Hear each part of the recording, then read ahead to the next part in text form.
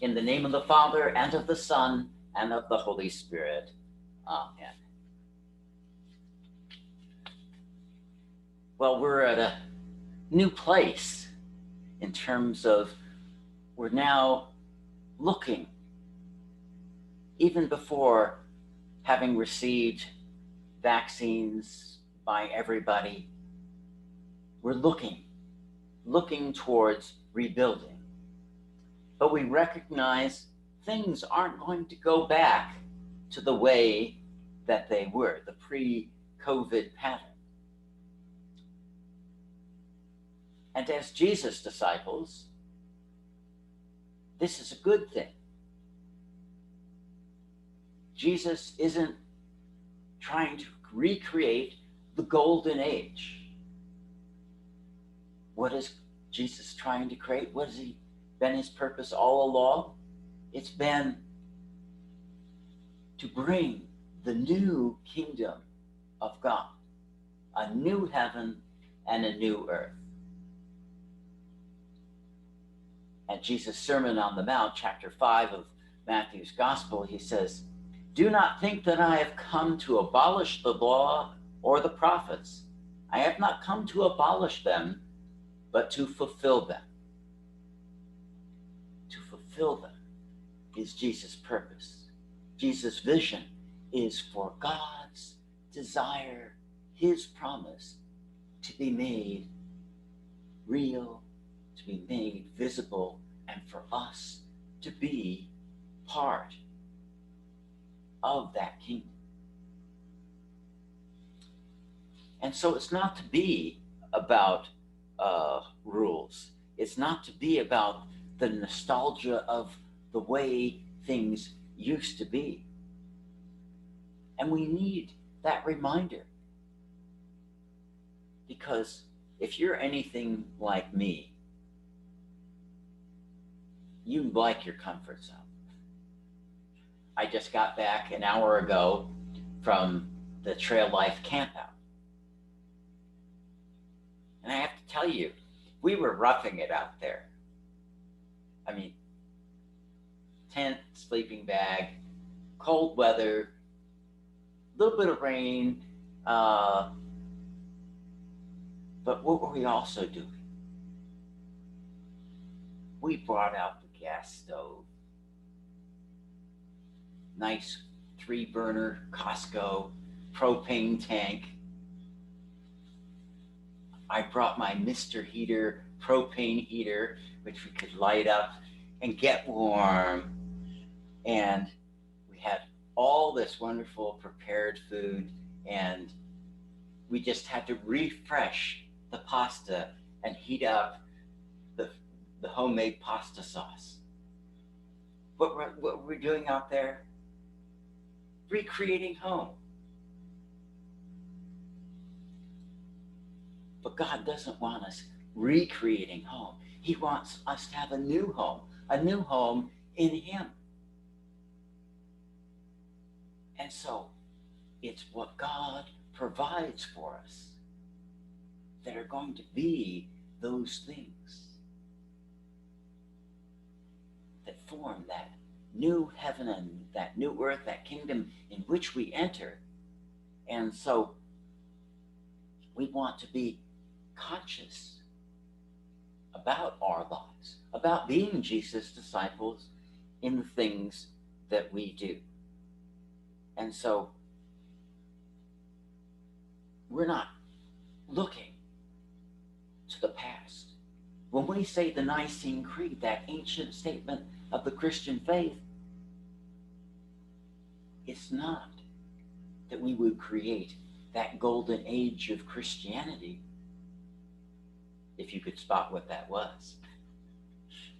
But it's that the reality of who God is, that love of God the Father, God the Son, God the Holy Spirit, that relationship that we might enter in.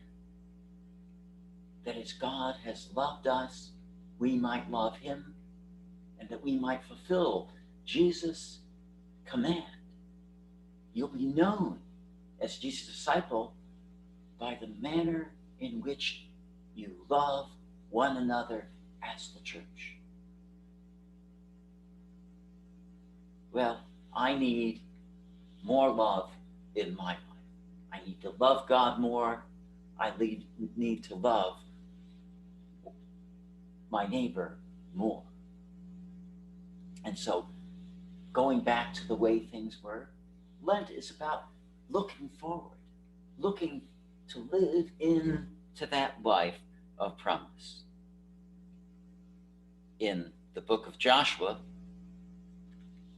when the Israelites were to be heading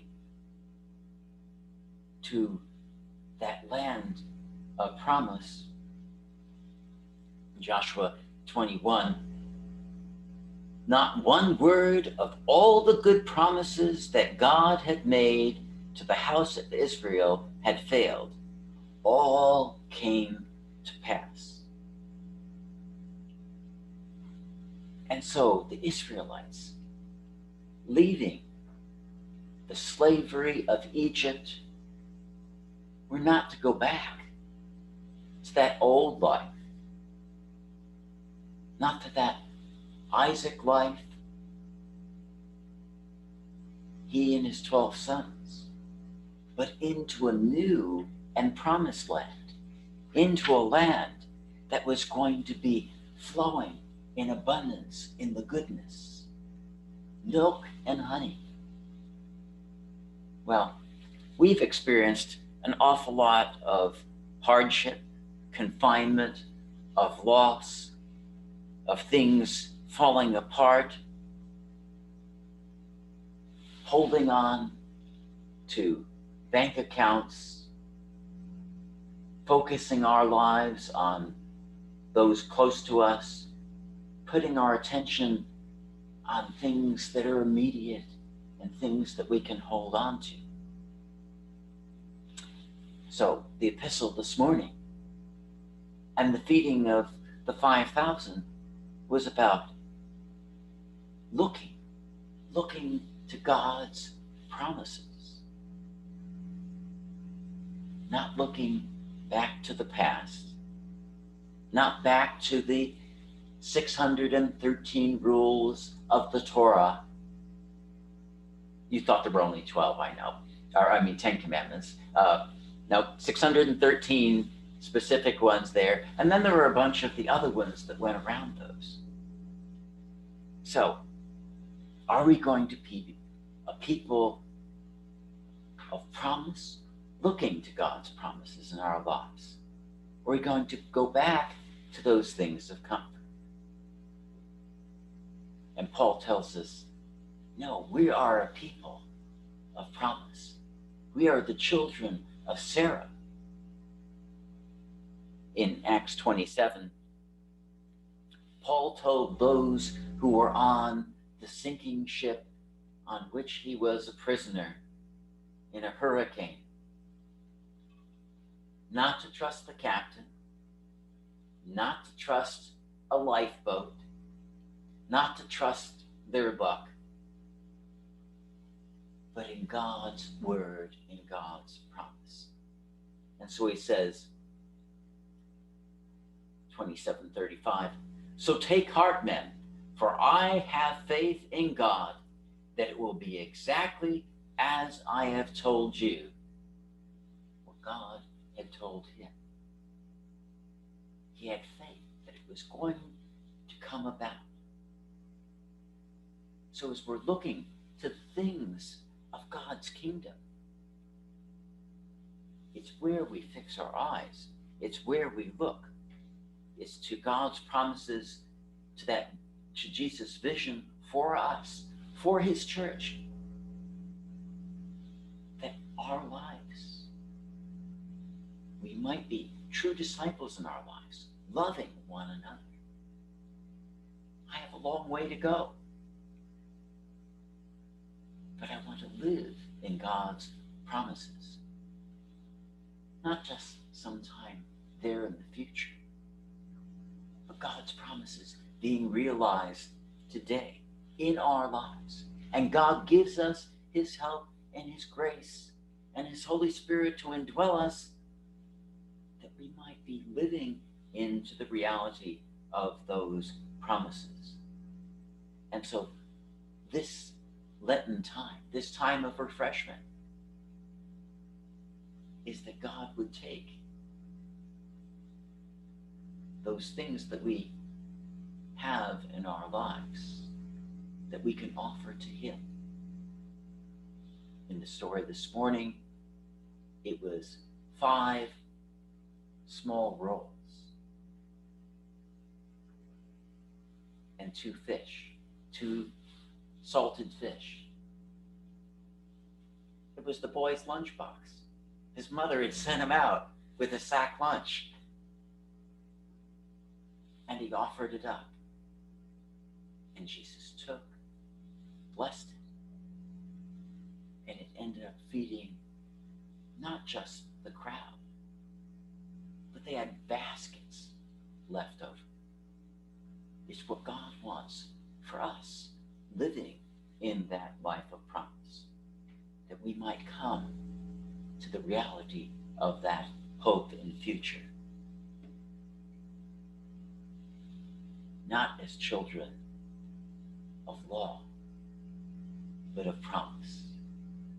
The promise that we have given to us and fulfilled in Jesus. In the name of the Father, and of the Son, and of the Holy Spirit.